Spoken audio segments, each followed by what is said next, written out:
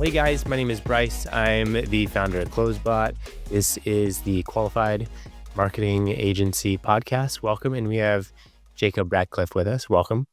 Thanks, Bryce. Thanks for having me.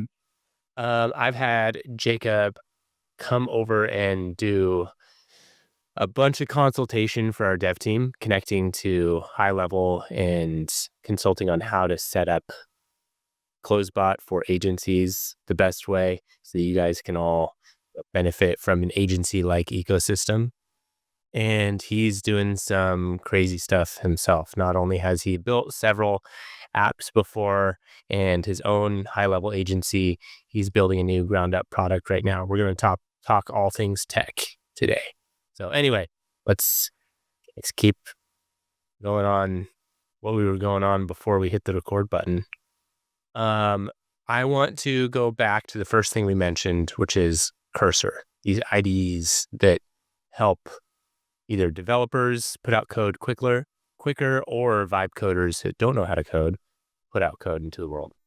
So yeah, Cursor, I literally just started using Cursor probably 3-4 weeks ago. And previously, the first time I tried using it, it was just, it wasn't for me, because at the time I wasn't really building any full stack applications with it. And so now that I have kind of a vision or a goal that I want to achieve, it's easier to work with the product.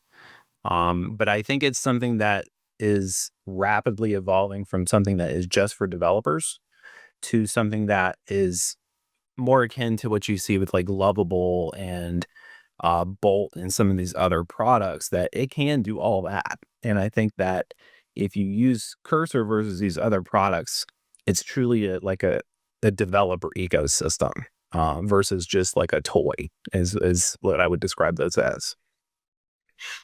So only a couple weeks in.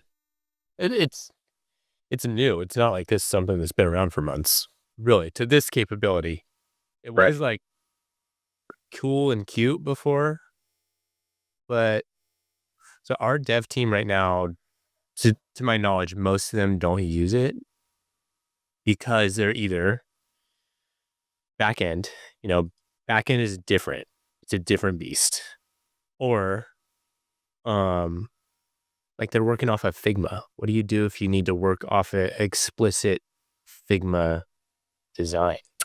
There's companies out there that are already building solutions for that, to take the Figmas and go ahead and translate those into code.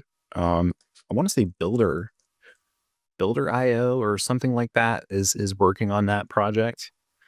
So that's definitely one to watch closely, where they're working with translating Figma to code.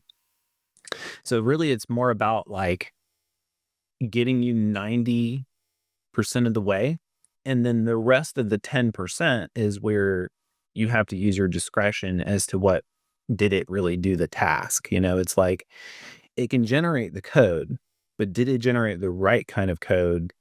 Does it match the Figma design, or does it match the back end implementation that needs to happen?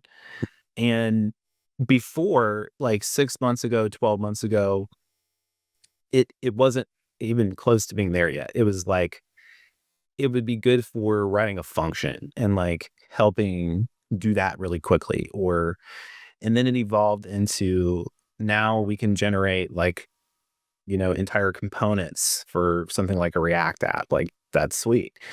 But now it's evolved into something where it has the entire context of your code base, including the web. So it's just echelons above where it used to be. And that was always my biggest problem with using AI, was context, not having enough of it to really dial the AI into responding and giving you code that's not just functional, but it's also like industry standard level code that's actually can be put into production. And I think before, you would generate a lot of stuff and it would forget which frameworks you're using. It would forget which libraries.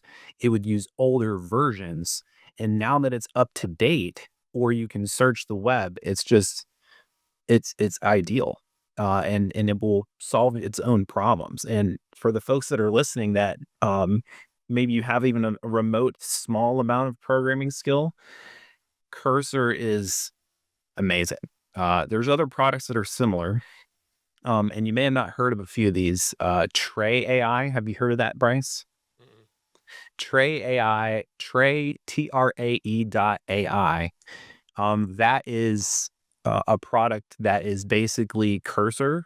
It's the ByteDance, the company released this out as part of their massive rollout of just dumping their technologies on the market for open source and other things. But Tray, I haven't played with it yet, but it allows you to use local LLMs instead of hitting Oh, the nice. paid APIs that Cursor uses. So if you want to use DeepSeek locally on your machine, it has that capability, where Cursor has kind of closed that off because that's their monetization model is using their AIs.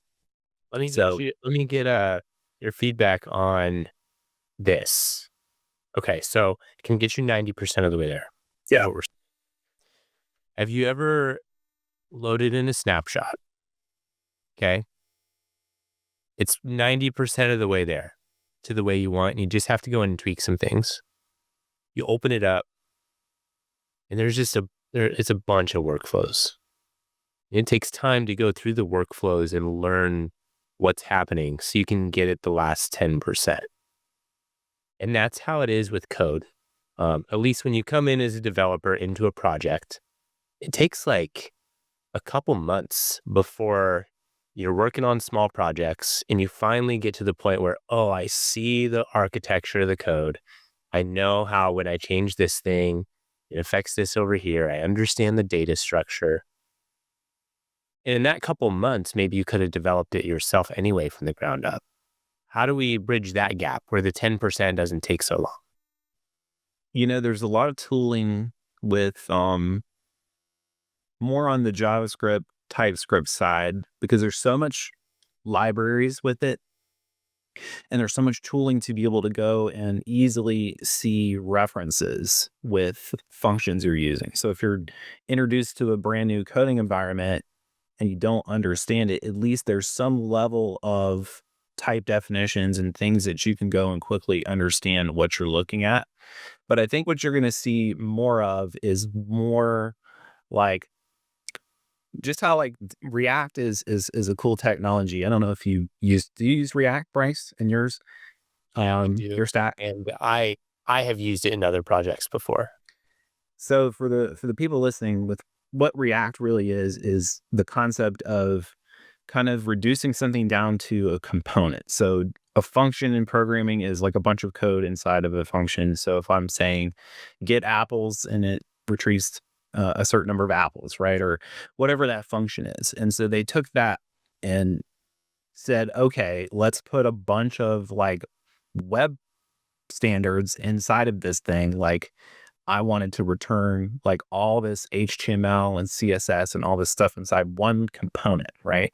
Which means that developers can work in isolation. And that's how Facebook was built. So basically, React was designed by the Facebook team because they have all these crazy interactive little small widgets and tools within their product that they have entire teams working on this one thing. And so I think what will probably happen in the future is you'll be brought on, you'll just work on one little small piece. And then later, if you need access to more things, you'll do that. And so what's normally happened is, and it's a challenge to learn, is the internal APIs. Is to me is the most challenging thing because, for example, I'm learning different authentication platforms, and so there's a bajillion different ways to log in with Google, with different open source or paid platforms, and each of them has their own documentation on how to use it. And so if you're a developer, you might have learned this one technology over here. Now you go to a new company and you got to learn something brand new. And there's a lot of learning of those APIs and things. And so consuming all that and learning how to use it is where Cursor is a beautiful product because it's less about trying to go and learn all those things and more about the AI has context. It knows all the internal APIs, it knows the functions, it knows the language. And so when you build with it, there's this feature I just learned about where you can give it rules and standards. This is how we write functions to access our database. So the developer is more going to be learning cursor rules in the future. This is what I see it as. You're going to show up, you're going to see the rules of the cursor. So when it generates the code, you can then validate that against what's really there. So it's a lot less understanding the internal APIs and just getting busy using them and Ask being creative. and is the senior developer ever going to go away? And is the systems architect ever going to go away? Um, In your I was able to, in 3 weeks, build an architecture like that I really don't think that a junior developer would ever be able to conceptually build in a reasonable time frame. right. Um, so what that means is really the role of the senior developer is a lot of architectural level questions and problems, like especially at the database side. It's like what fields do we need? What um you know, do we need a table for this, a join table for that? Do we Will we always need that senior? And I think what's going to happen is that because it can scaffold out that hard, difficult component, you will have less of a need for someone to be reviewing code. And it will become more of like um, multiple reviewers. So let's say you have 5 programmers and you go to push a commit and the team reviews it. So really, the senior's role is mostly to look at the commits and review it. This makes sense. Let's merge it, right? But I think it will turn more into a team's environment versus just a hierarchical way of doing code. So it will be more collaborative, and it actually will produce better code if you think about it. Because Yeah. if what you're doing is going to influence someone else over here that's working on another feature, then it's actually going to help make better code in the end. That's my thought. So the senior and the architect, they're not going away. We're more so working together. Now, and people don't understand this. People have come into my DMs because I have opinions about all this, and they're not senior developers. They're not systems architects. They have opinions, and they don't understand that writing code is so much different than anything else any other experience can give you. Even if you just manage developers and you think you understand what they do and how their brain works, you don't. The only way to become a senior is to write code. Yep. And That lots is of the it. only way. So what happens to the next generation of senior developers that haven't maybe written code, or maybe juniors are just doing more code writing in school? And like, how do we What's become senior? This is fascinating to me because I had an intern for a while and he did a great job. He's getting his degree in computer science. I don't have a degree in computer science. My background, I just a very short version of who I am. What I My background, I was in the military for like 8 years. I did missile defense in the military. I was going to go off to be in a modeling and simulations program as functional area in the Army, and then ended up getting a bunch of sports injuries. Got out of the Army, and I was a teacher for 3 years. So I taught K-5 kids. I taught them technology. So what's really funny is I've always been a techie person, right? But I never really could learn programming. I struggled with it. I didn't. I've taken college courses. I would try multiple languages and I just couldn't crack it. I just couldn't make myself do it. And then something happened after I went to Afghanistan, and the amount of work that I put in on that deployment because I was doing a lot of work with intelligence and other things where I was working obscene hours, right? Having to analyze thousands and thousands and thousands of imagery, intelligence.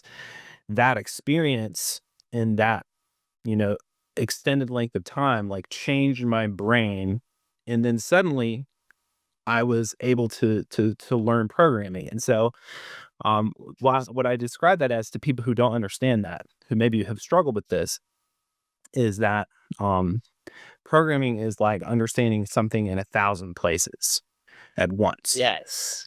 And for people who are looking at one file and they're having a hard time reading that, programmers, when they're looking at one file, understand that if they change it here, that it's going to affect 13 other places. And and they're visualizing it. And we know like the data architecture on the back end and how we can query certain things and how we can't because of how we set up the database. There's so many things to keep up here. So you're saying like your brain was changed. Yeah. During Yeah. After and there's a lot of maybe some studies done on that, like what happens after traumatic stress levels and stuff, how it changes your brain. But for me, it actually supercharged me in some ways, that I was able to learn and do things I could never do before. Um, and and so for me, it was more like, okay, brute force. I'm a brute force learner, right? I'm gonna keep at this because I'm just relentless. And whereas some people naturally understand programming, they just get it, and they're mathematically minded people. They're just in it. I'm not good at math. I've never been good at math. And once I understood that it's more like building a house, and you build your foundations and your walls and there's a room over here that does this task, and once I understood it in that way, it was like poof, oh, I get it. And so that's how I ended up designing a lot of this tooling and stuff that I built as a company. Was more, I saw a problem and I wanted to give a solution to it. And I didn't have as much knowledge then as I do now on programming. So I started with low code, right? And so I think the transition for people who are learning is they first get the itch that they can't scratch. They go find a way to an outlet for it. And so for me, it was, I went on Zapier and Make and Pally, and I started building all these low code things out. And then that just increased your knowledge. So one thing I think that for the audience, for the folks that are maybe in this category, especially marketers, their marketing as a whole, I think is mirroring what's happening in the software development world. Um, it used to be that to be a marketer meant you had a core skill set like web design or SEO or media buying and advertising. You had a core skill set, and then eventually you branched out to be able to run an agency with the skill sets you don't have, right? And uh, now that's like the idea that you can just show up. There's a bunch of tooling. You have no need for an expertise. You can just hire all of it out entirely. You can be more of an operations manager. I think the same concept has happened in software development, where we have people who are showing up that don't have any programming skills, that are more managing these teams and managing people that they believe to be competent, right? And I think this is where you have to pump the brakes. That some people are successful at that because they get lucky. They have hires that work for them, that are truly in alignment with them, that will help them succeed. And then sometimes you get just completely robbed.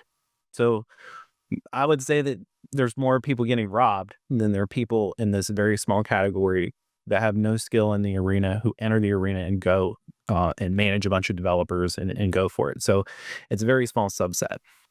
So I would say, and I'm curious what your thoughts are, Bryce, like that I think you still need a little bit of core skill set.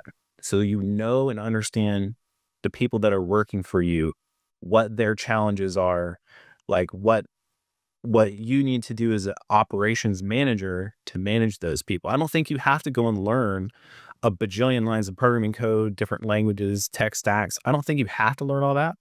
But I do believe enough surface level knowledge is necessary so that you don't get robbed. What do you think, Bryce? Oh yeah, 100%. Um,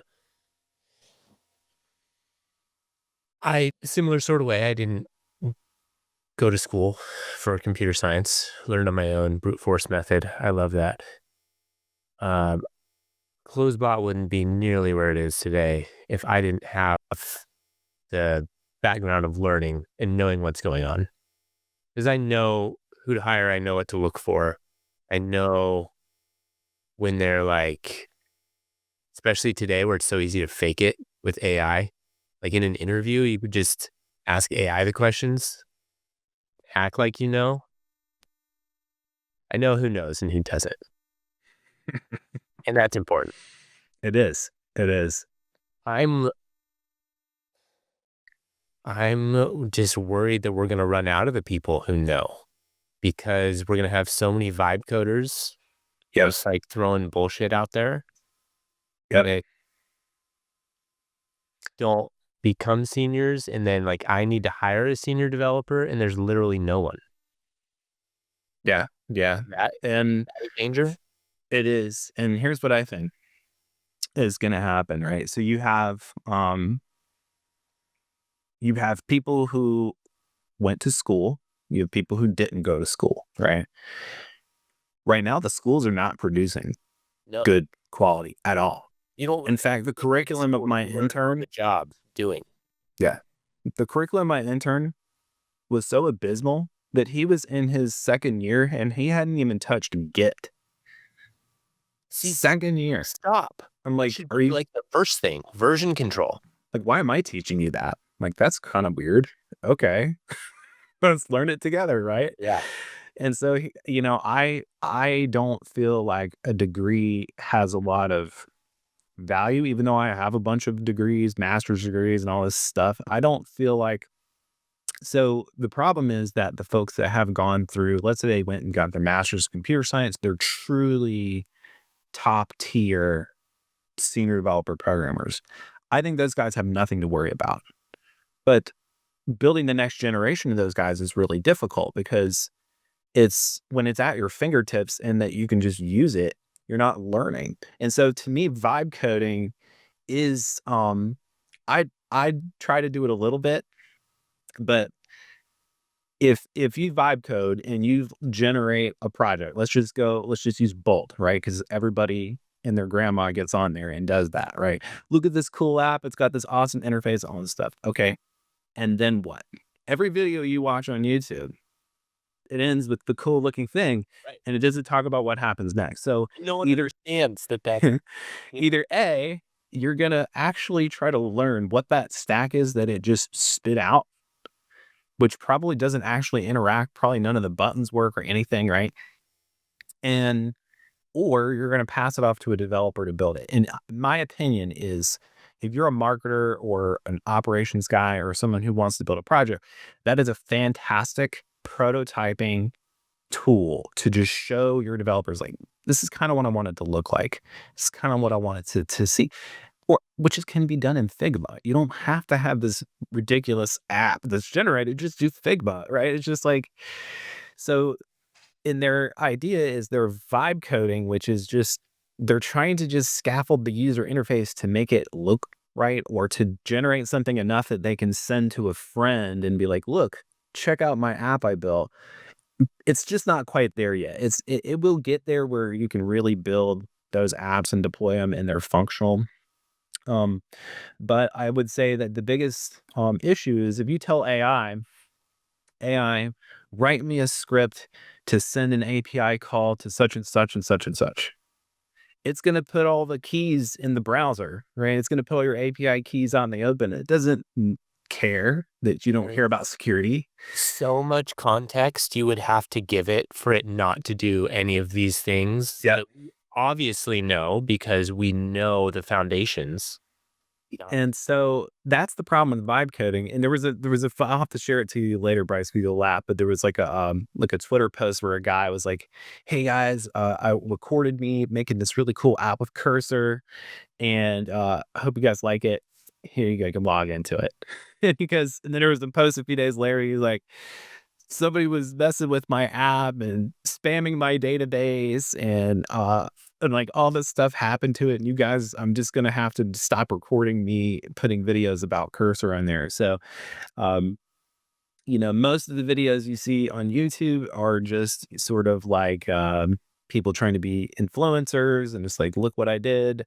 And then there's never a follow-up video on what happens next. And so I would say if you're truly interested, if this is the passion that you've found, like you found the itch that you can't scratch, then don't set yourself up for failure, right?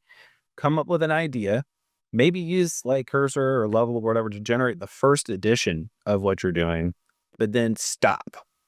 Look at the whole project and ask AI to tell you what's in it. Like, what is this made from? And let's start from the top. Like, teach me every step. Teach me what's going on with it. And then what you'll discover is it's using an outdated library. It's using a technology that's not going to work for me or that I can't scale with. And then you actually got to learn enough programming to be able to replace that in your product. And then that's going to teach you how to build a real app that you can have confidence with putting out or bringing a developer onto. And that's kind of what I'm doing, right? I built out like my next generation for my company from the ground up using like standardized libraries, using things that I know will be easily learned by new developers and maintainable. It's a great time to be a non-distracted software developer. Yes. If you're a software developer and you're nervous by all the news out there from non-developers saying your job's going away, stay focused. Use the tools that make you a superhero. Yeah. Help. Bryce, I'm curious your thoughts on this. One of the challenges that I think for people that are the software dev mind from the get-go, they came out of high school, they're math geniuses, they go into college, they get the degree, and then they get into the workforce and no one will hire them, right? And it's like, why can't I be hired because you're just a brilliant-minded person, right? What they're missing is an understanding of business use cases, solving real world problems instead of, retrieve 10 apples from this function, right?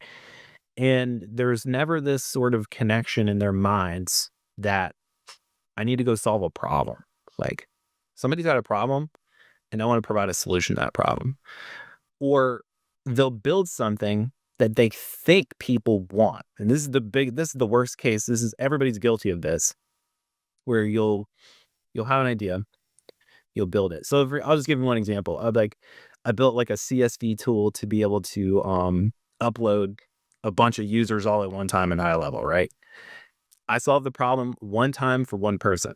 But is that a product I can really go to market and be like, everybody, here it is. Do you need that? No, it's not. And that's what typically happens with software developers is if they do find a use case, they jump on it like a grenade and they're like, oh, somebody needs this. I'm going to build out this whole massive thing around this one niche, small problem. They don't think about the addressable market. Is it something that I can easily go out and find clients in? If I found one guy, can I find 5 others just like him that need the same thing? They never think from that brain. They only think from like the technical side of it. And I think that's why you see so many people partnering up and trying to put the ops brain with the tech brain. And I'm just curious what your experience has been, Bryce, like with it's a real issue.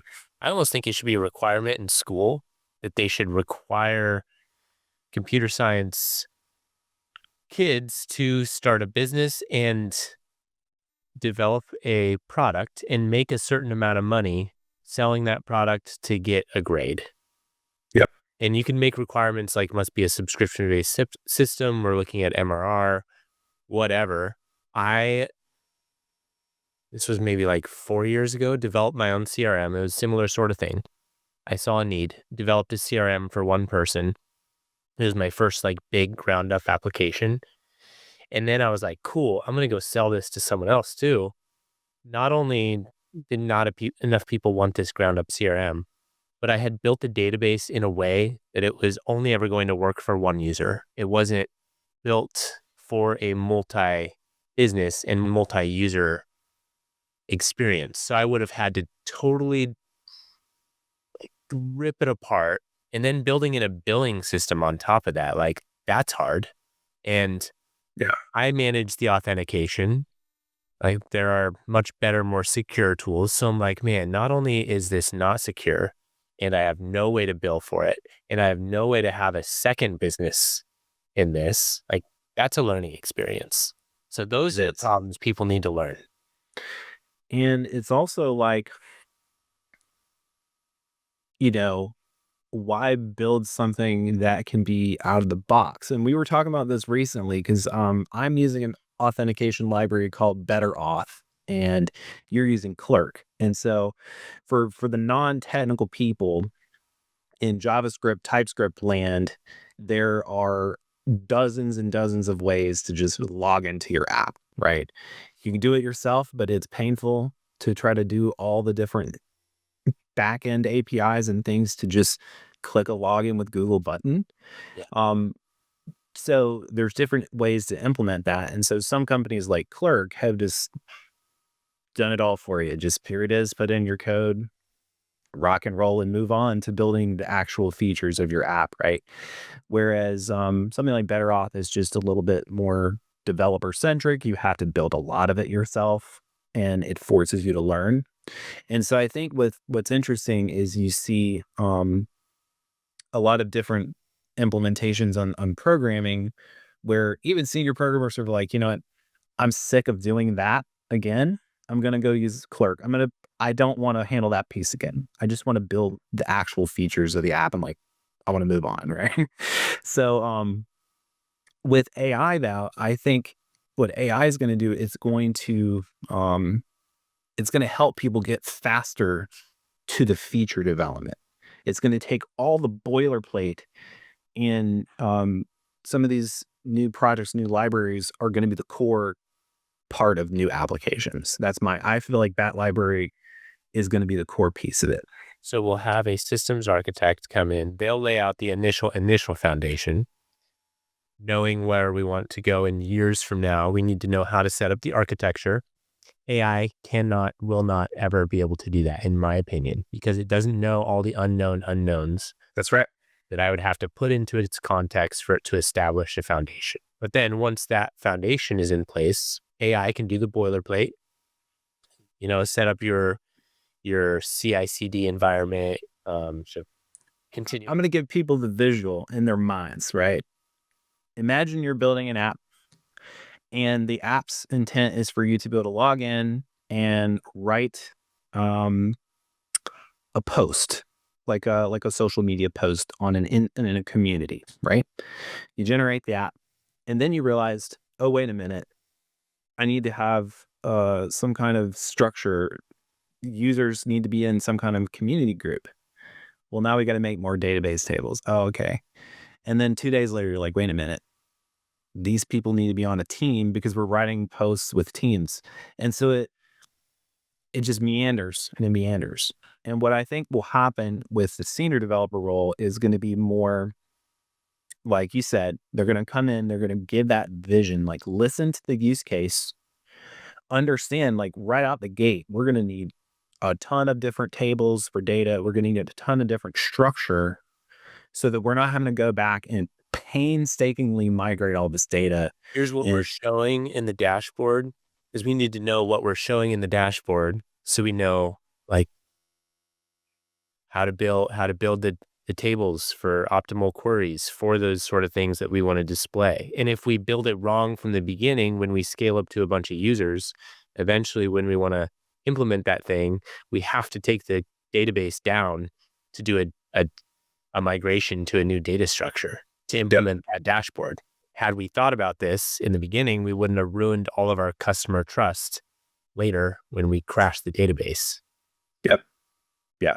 And you know, for me, learning and kind of developing my own skills, like I realized that the core structure is overbuild for what you would ever want to think or build or do. Because it doesn't hurt to have it and not use it. It sucks to go back later and to try to build or change fields or do things. And we had dealt with this even with CloseBot, where it was like, there's unanticipated things that happen that have dramatic consequences in programs. Something simple as one, letter or line can wreck the whole software. And I think that's where Cursor to me has really helped. So typical people, let's say you're a non-programmer, but you're forced to take a programming course in college. The typical experience is you either love it or you hate it. There's really not much in between. Yeah. And you go in, and the first thing that happens is you break everything. And it's like, oh my God, how do I fix this? And if you don't love the fixing of it, then you will never be a programmer. If you're not like hell bent on getting in there and fixing that problem, and you're like, I'm going to work on this and brute force this until I make it work, then you'll never be a programmer.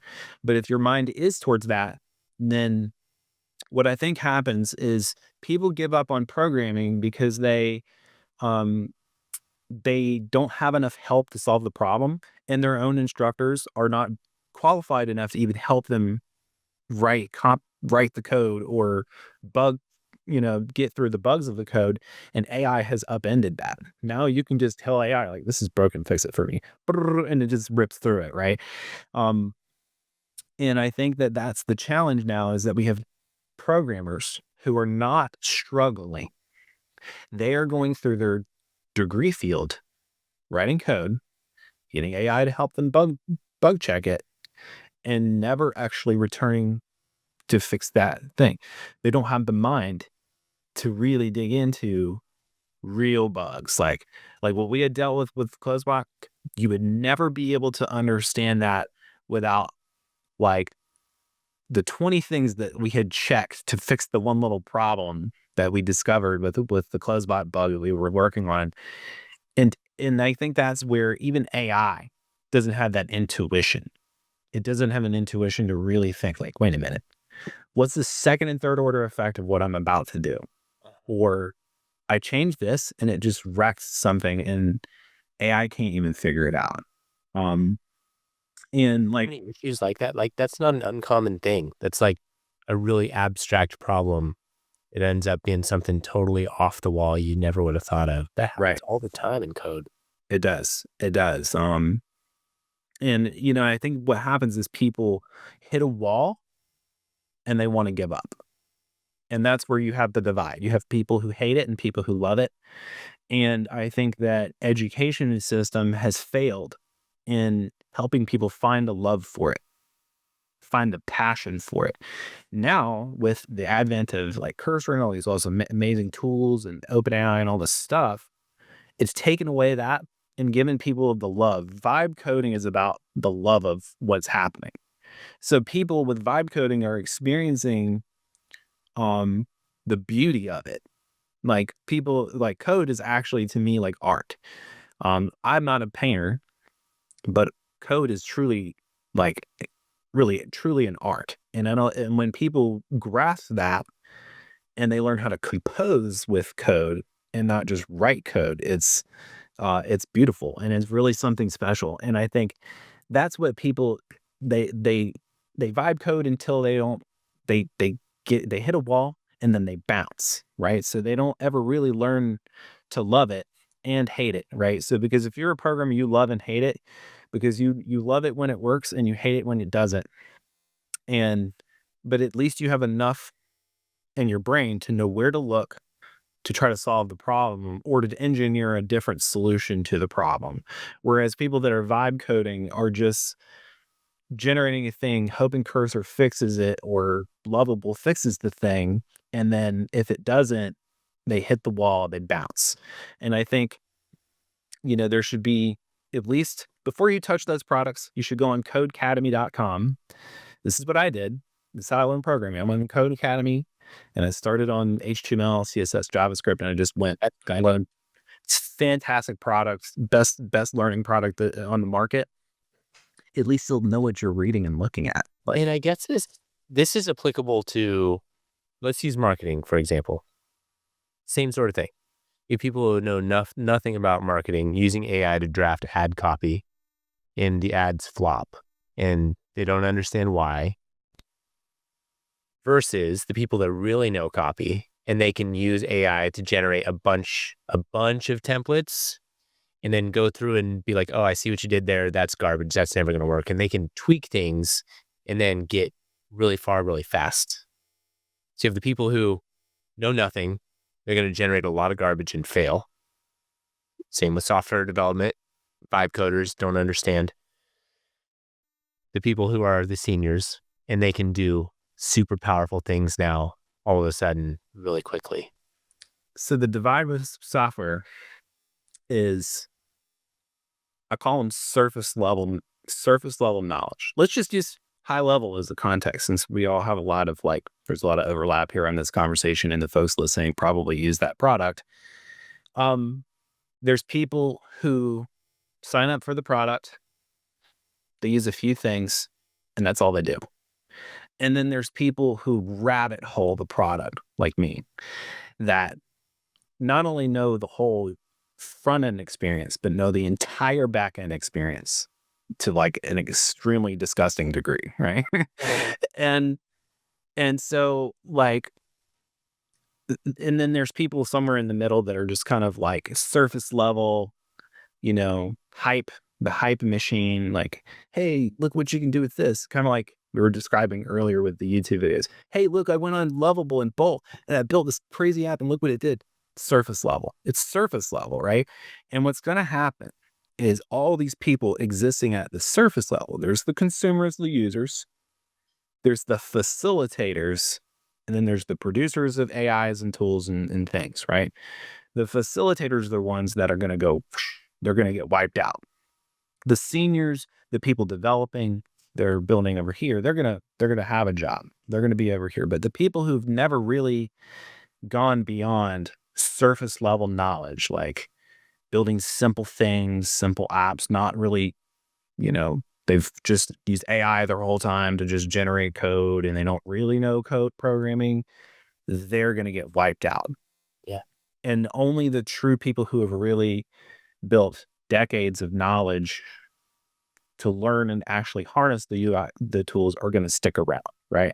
Because eventually those platforms are going to take all those things and just offer it directly to their customers. Like all the things that are being built or done are just going to be offered directly. There's not going to be as much need for facilitators, consultants, even agencies to offer products.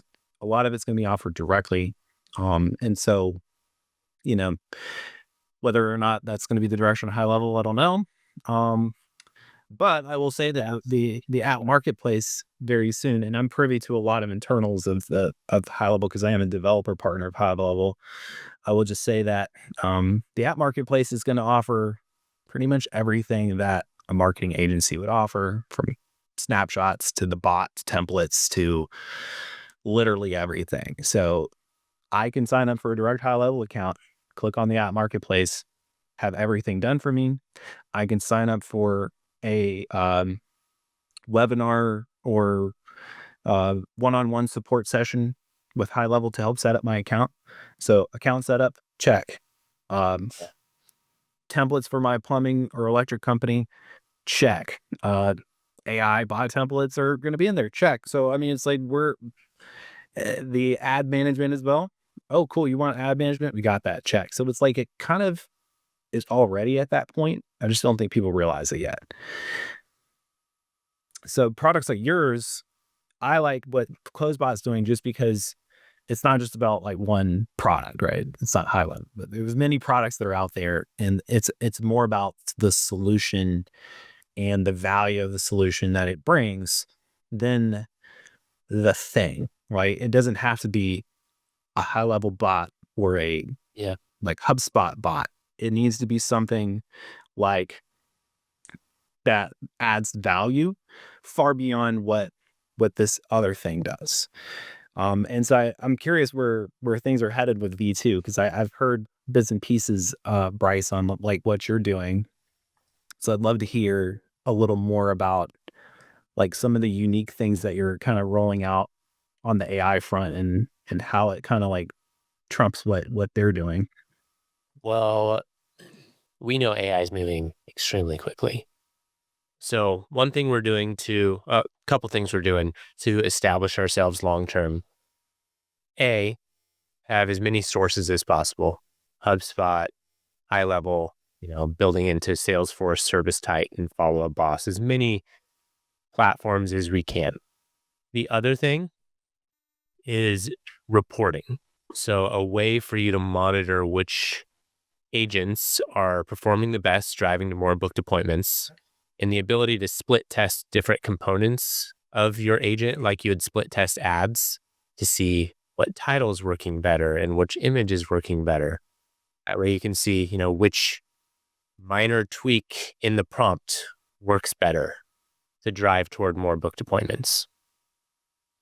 And then an easy way for people to bill for these services through our platform. So it's about more than just the AI in this Yeah. version. Yeah. And I think the way, High Level or some of these other companies build is more like they roll out the feature because people are demanding it. I want X. Okay, cool. We build X. But no, I want it to do X, Y, A, B, C, D, E, F, G. Okay, here's an ideas board. Like, we've got 5,000 other products we're working on, right? And if you've upvoted enough, then of course we'll pay attention, right? Whereas if you've got a niche focused product, then you build rapidly. And I think this is what people need to understand about the difference is they will never become what your product is because they're too focused on it. Unless they hire, 50 devs just for that one product and they just go ham on it, which maybe they will, there's always going to be differentiators. But I think something that has always struck me is the idea of competition, right? Are we really in competition with each other, or are you really in competition with this company? And I would love to hear your take on this, Bryce. But like, the United States is a huge country, right? It's got a lot of human beings, a lot of businesses in it, and I think that there's this idea that you can't make a competitive product and be successful because this product exists over here. And it doesn't matter. We're not talking specifically about High Level, right? If I want to go and make a tool that blurs part of my screen on my app, there might be 15 other tools out there. But what people can't understand in their mind is it's not about the product you make. It's about Yeah. who sees it and when they see it, and are they in the buying pattern? Are they in the right spot at the right time to buy your product? So really it's more about marketing than it even is about the product, right? So you could put, Don't understand too. They're like, oh, the product space is dead. Anyone will be able to make their own thing and sell it. And like, no, they're like product is as much as it hurts me to say this because I love product is such a small part. There's the customer success fulfillment, like Yep. dealing with the happiness of your customers and their experience with everything off product. There's your marketing campaign. There's support. There's like so much stuff. Your network, like who's the network you're connected to and which influencers do you know that can push your product? Yeah. There's And when we talk, like, let's say you go ask 100 business owners, have they heard of High Level or even HubSpot or Salesforce? What would be their answer? And it's so surprising. It's so surprising. They're like, I don't know what that is. And in your world, you think like, oh wow, like they should know about this. Why don't they? And the reality is, that an ad, let's just use an ad on Facebook, Google, or whatever, is just a very small fraction of time. And everybody's competing for your eyes and your attention to drive attention to your product. And so if you just run an ad, guess what you have? Visualization and attention on your product. So all these people that design products and services that are not running ads, that's cool. Maybe you build a social following around your product that would help sell it on different ways. But ultimately, it is a game of attention. It's not about a particular solution. And so I think people should stop before they build something. How am I going to facilitate selling this thing? Who am I going to sell it to? Do I have an audience? Right. And so just like this, you design this podcast, like this is an audience. These are people listening that might want to buy what I have or buy what you have. But they just don't know. They don't know about what you do unless you tell them what you do. Right. So if I'm telling the audience, well, I design complex integrations. Okay. Like that may not be what somebody needs right now. But out of 10 people, maybe one person's like, man, I really need help building this integration with this product. Now I've captured the 1 out of 10 that does need it. And I think that's where, like with CloseBot, you may run an ad and capture people that have never even touched a product like High Level. And that's probably why V2, you need your own CRM, you need these things. I'm very curious, Bryce, like how many people have you encountered that are like that have found your product that are not part of Oh yeah, a CRM? so many. Way more now that we run ads. Before it was highly just word of mouth growth, affiliates. Those people already kind of know what we do Yeah. before they come in. But yeah, you run ads and you get people that are like, wait, how do I buy a phone number within this? We're like, well, it's not a standalone CRM right now. And they're like, well, then what does it do? And then trying to explain that. And we're like, well, we're an add-on for High Level and HubSpot, Salesforce, whatever, CRM you're using. And they're like, what's a CRM? It's like, oh man, we'll give you your money back. We're sorry. Our ad must have not adequately explained what we do. Yep. Yep. And it's that's what I find interesting is I think people really believe that they have to have the whole kitchen sink to sell something to somebody. I remember when I first started, I had met a lady, I think through the Chamber of Commerce, and she was running a yoga studio, and it was like a donations only, like a Buddhist temple kind of thing. And she just wanted to be able to like get more visibility. And I was like, well, you only have like 3 Google reviews. And she's like, well, let's just try to get you more Google reviews. Why don't you just send an email out? It didn't even have to be a technology solution. She just emailed all her people the link. And then suddenly she jumped to position 1 in Google and ta-da, like suddenly her business is thriving. It's like that was the most low-tech solution ever. And it had nothing to do with starting a high level account and, sending them out email and text messages.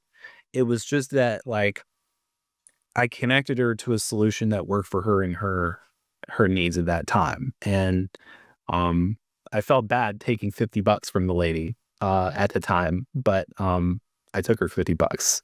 So, it was but I think that's where AI is going to make things so much more simple is knowing about solutions. And so there's this new protocol. We just briefly chatted about it right before we hopped on. Let's get Model Context Protocol, MCP. Now the website for it is modelcontextprotocol.io. And these are dev docs. So if you're a non-developer person, go on YouTube and search up a guy. His name is Jack Harrington, Herrington. Find his channel. He's an older software developer guy, and he with kind of like red hair, and he does an excellent video on this topic. But MCP is the next generation of what's going to happen with AI. It is going to dramatically change how we use it, how we consume AI. To put this simplistically to the folks that are listening to this, that there's a lot of acronyms and it becomes like your brain turns to soup after a certain amount of time. What MCP will do is there's consumers of AI, and then there are the facilitators of AI, and then there are producers of AI, right?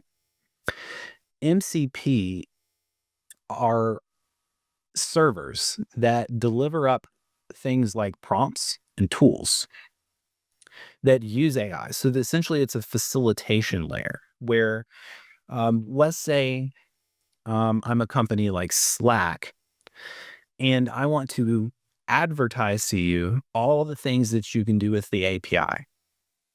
So you connect to that server, and it tells you, it does this thing called reflection. And it's like, okay, you can send a Slack message with this. But that context is now available for the AI to use. So when you're chatting with something like a Claude desktop window and you use an MCP server, you could do a prompt like, summarize these 3 websites and send it in a Slack message.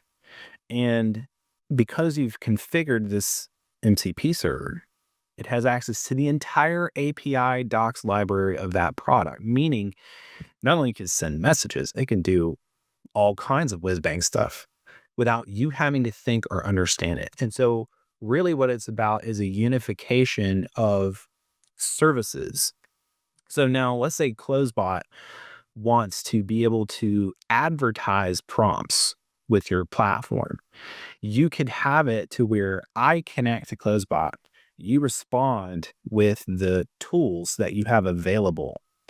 I pick and choose the AI I want to run with that prompt, but I'm consuming the prompt that you've given to me. So there's value exchange. And so there's going to be a lot of tooling as well that you can use your internal API. So CloseBot may not want to give up the prompt, but I could say, hey, here's the tools that you have available. Send a message with CloseBot, right? Or send a message with this type of business, or whatever the tooling is that becomes available after you request it from the server. And so you're going to see, not only is this helpful for programmers because I can connect to all of these different MCP servers and have all this up-to-date documentation delivered piped straight into my AI tooling. But for somebody who is needing to do extremely advanced web scraping, you could connect to 25 different types of scrapers, and the AI decides which one to use, which is just fascinating. You could have all that there. It knows all the different tools that it could use, and it picks the best one. And I think that's so exciting because 10 years down the road, 20 years down the road, what's going to happen is we're going to be on our phones and we will have subscriptions to these servers for all the different things in our life that we would want to do, right? I'm going to have an MCP server for Publix to know all the items at the grocery store and if they're in stock, because I'm going to be able to talk to my phone and be like, hey, I need to get a gallon of milk from the Publix down the road, use my location to know where I am, and place an order for that item for pickup, right? And it's going to be able to understand because it's going to go to that server. It's going to know all the tooling that's available. It's going to be able to access databases and inventories and pull that all back. That's the future of what's going to happen with AI. And it'll be easier for the businesses too. Let's take CloseBot, for example. We forget what we use to host our documentation on, but there's like Stoplight, that's what hosts the documentation for high level. These platforms, they're going to automate generating that MCP for the businesses. They have the documentation, they'll generate the MCP for you. So our API will have an MCP server. We don't have to generate it. It's generated by AI. And instead of someone having to learn how to duplicate a bot via our API and connect a source and check usage Like they could just have their business agent say, hey, I want you to have access to CloseBot and do whatever you need to like when I make a new sub account, create a duplicate bot that's like the bot I used here and connect it and then send me a text message. Like it's just going to make it so easy for businesses. Right now with AI, you'll be like, okay, I need to take this CSV file. I need to like do all this stuff, and it'll generate Python code and like run script, give you everything you need to run the script on your computer. What an MCP will do is maybe I want to go find a really, really good spreadsheet tool for MCP and bring that into my AI. Now, AI has the ability to run API calls to this external platform with all their tooling. So there's no generating all this code and running scripts. It's not going to be that anymore. The AI will have all the tools that it needs to be able to access your machine and do things um, locally or with other servers. So it's going to cause an explosive level of growth with AI because people are going to be able to design tools that you would never fathom. Like you would be able to go up like in a mall and hold up your phone to something and like see the whole inventory of the store or know if they want to advertise that. Like, or as you walk by the store, it's going to know what your likes and dislikes are, and it's going to be able to like push notifications or advertise to you. Like, so like all these futuristic things that you've seen in movies are literally going to be part of this new protocol that was built. Because the only challenge the AI has had was understanding the context of what's going on. And so if it has MCP at its core, it's very simple. It's just structured data. It's just this is the tool and this is what it does. If I want to say get new messages, I use it. It's just very pared down. Whereas right now, as developers, you got to go read this laundry list of documentation. Maybe it works, maybe it doesn't. And it's a lot of headache. And then maybe it's out of date, right? Whereas the MCP server is going to be real time synced and hopefully they keep it up to date. But it will encourage them to, I think, because people will be consuming it so much faster than they've ever consumed it before, right? And it will turn, everything will become a utility from them from that point. Every app, everything will become a utility. And then you're going to see a lot of consolidation of utilities, right?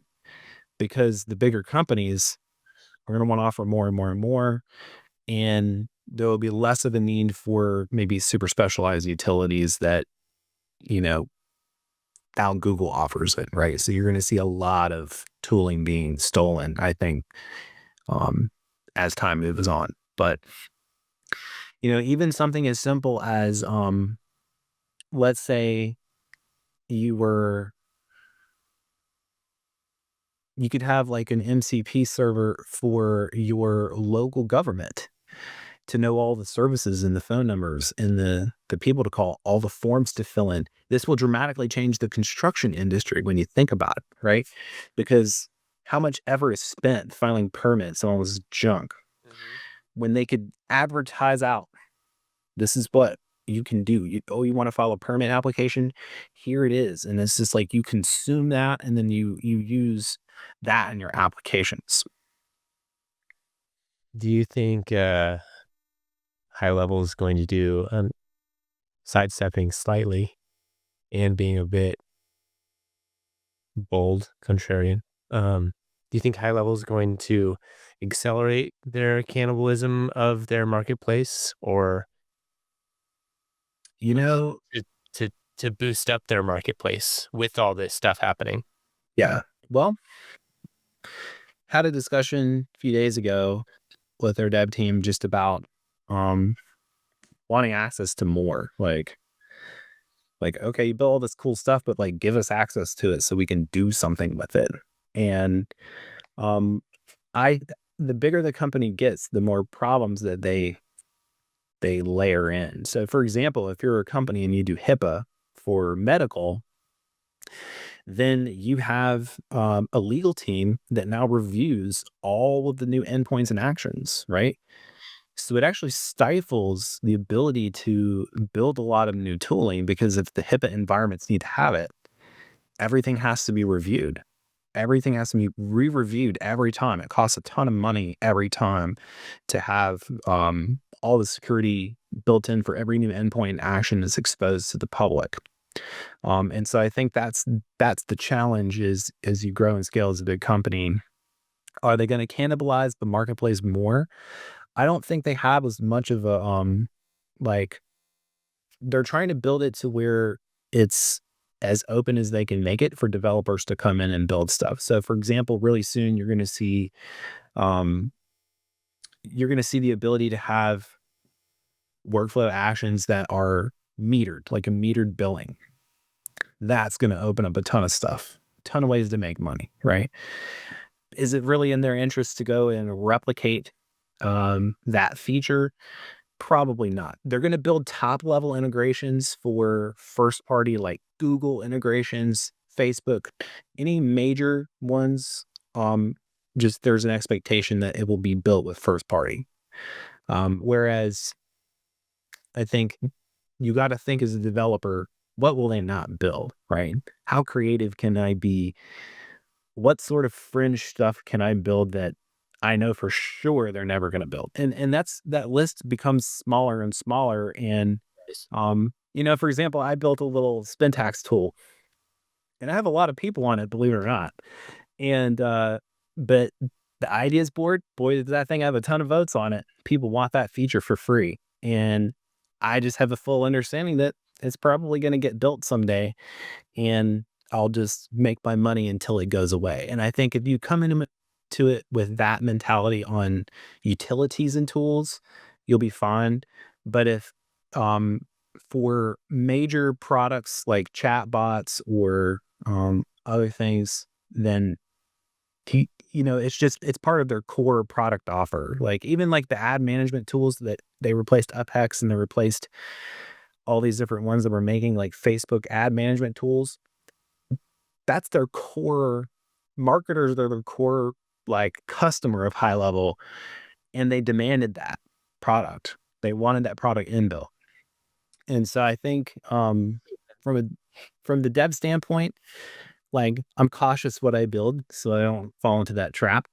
Um, What and so I like is how, but using UpX as an example, if someone went into the Facebook group and said, "Hey, I just want to shout out to UpX.